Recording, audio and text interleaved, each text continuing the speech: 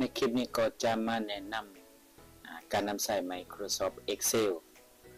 ในการเฮ็ดตารางเพื่อให้โกงกับหน้าเวียกใบหนึ่งเนาะคืออยู่ในนี้มันจะเป็นการตารางการพันเปลี่ยนมาประจำการของแผนกใบหนึ่ง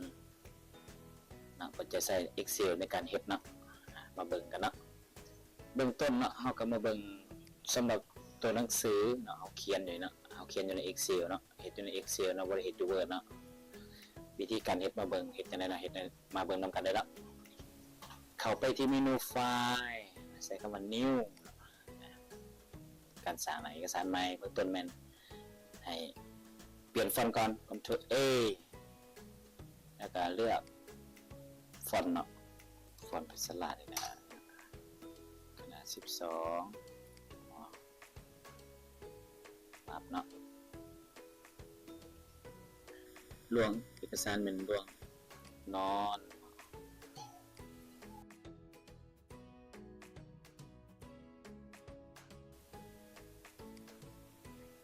ใส่ขอบจำสุดก่อนสามารถตั้งขอบจำสุดก่อนได้นะหรือสามารถปรับเติมเนาะท็อปให้เป็น1ท็อปเป็น1ท็อปเป็น1บอททอมก่อน1เล็บ 0.5 ไลท์ 0.5 แปลง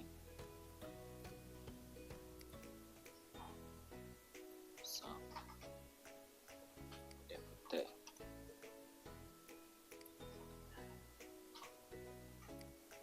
ก็จะยามออกเติมได้1เนาะ AC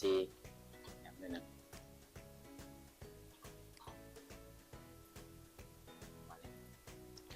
ตั้งหน้าเจียก่อน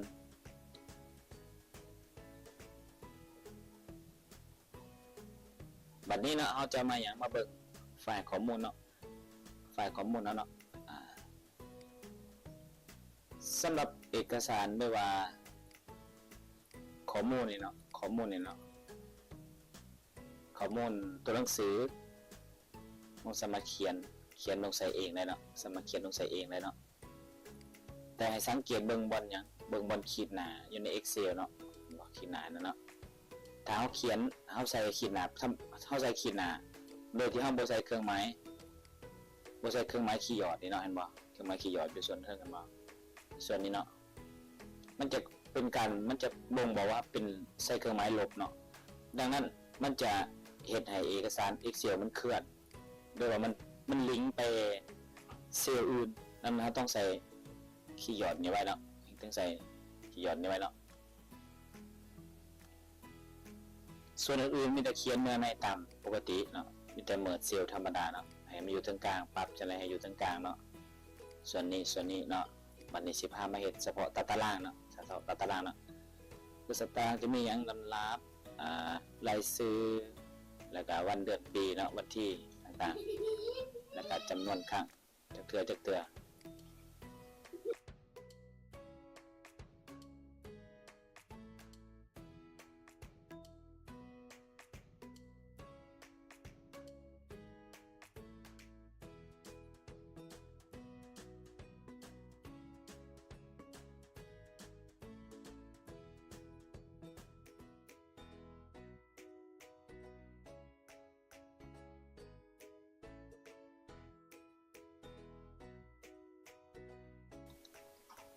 นามสกุล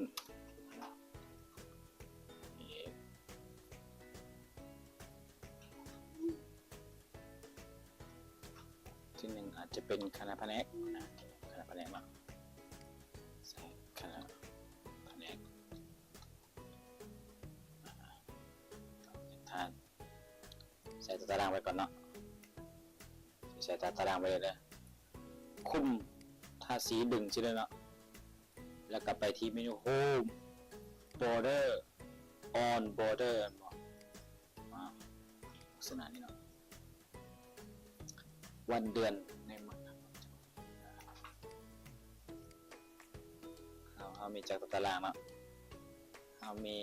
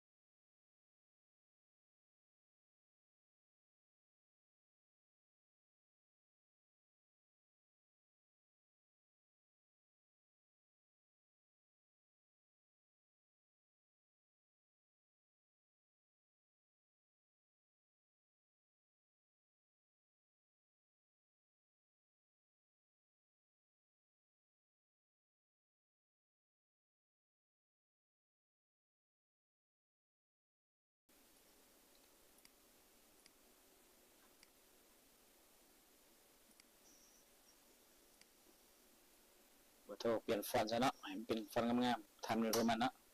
ถ้าสีจะเป็นแบบนี้ก่อนแล้วจึงเปลี่ยนฟอนต์นี่เนาะดึงเข้ามาให้มันพอดีกับเบอร์โทรเราให้มันพอดีกับห้องข้อมูลเราเนาะส่วนหนังสือเนาะถ้าเป็นภาษาลาวเขาก็ให้เป็นภาษาลาวถ้าเป็นตัวหนังสืออันสากลบอกได้ว่าภาษาอังกฤษก็ปรับให้มันเป็น Time New Roman เนาะจะงามเนาะพยายามปรับมันพอดีกับมันห้องข้อมูลเนาะนี่ก็ปรับมันอยู่ตรงกลางซื้อและนามสกุลมันนี้เส้นขีดมันยังบัดนี้เนาะเส้นขีดนี่เนาะเฮ็ดจังได๋เนาะใช่มันบ่ให้มีแต่ว่าแบบนี้กรณีนี้เนาะเฮาจะข้อมูลเฮาจะหยังข้อมูลเฮาจะอันส่วนนี้มันสิบ่เฮ็ดเวลาเฮาพิมพ์ออกทั้งเครื่องพิมพ์เอกสารเนาะก็ต้องปรับส่วนนี้ก่อนปรับส่วนนี้ปรับให้มันพอดีเนาะปรับเข้า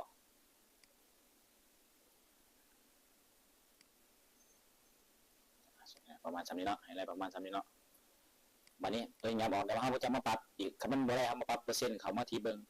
เข้ามาที่เพจเลเยอร์เนาะมาเบิ่งเปอร์เซ็นต์นี่ก่อนเนาะเบิ่งเปอร์เซ็นต์คลิกออกบ่เวลาปรับเปอร์เซ็นต์ลงมันจะยับออกเองมันบ่จะยับไปพอดีเองมันบ่เนาะ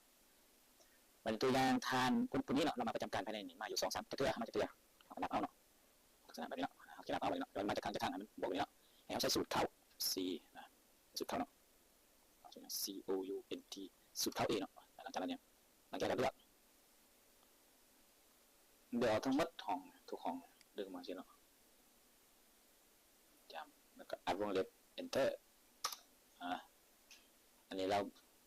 บ่ได้หมายใช่แล้วว่าเรามาประจำการมาหลังจากนั้นดึงลงเลยเนาะดึงลงแบบนี้เนาะส่วนนี้กันเนาะส่วนอันพนักงานวิชาการก็ใส่สูตรเขาเนาะเท่ากับก่อนต้องเท่ากับก่อนทุกเทื่อเนาะเท่ากับC O U N T เข้า A เนาะเข้า A เป็นสูตรเนี่ยเข้า A เป็นสูตรที่ว่านับทั้งจำนวนข้อมูลที่เป็นตัวเลขและตัวหนังสือเนาะหรือว่าเครื่องหมายต่างๆจะนับโดยเท้าบันทึกเท้าติ๊กใส่เรื่องลงแบบนี้เนาะคือตัวอย่างในเอกสารนี่เนาะมันจะหมายติ๊กใส่มันจะออกเท่านี้เนาะผู้ใดมาเท่าใดมือแล้วก็มันก็จะขึ้นให้เนาะตัวอย่างว่าทานผู้ที่1เรามาประจำการเนาะมันได้เขาจะหมายใส่เนาะเวลามาเขาจะหมายติ๊กใส่เนาะเอาติ๊กเอาเครื่องหมาย insert symbol เนาะแล้วให้เอาไปเลือกเครื่องหมายติ๊กใส่ตัวอย่างตัวนี้เนาะมาติ๊กใส่ปึ๊บโอเคนะ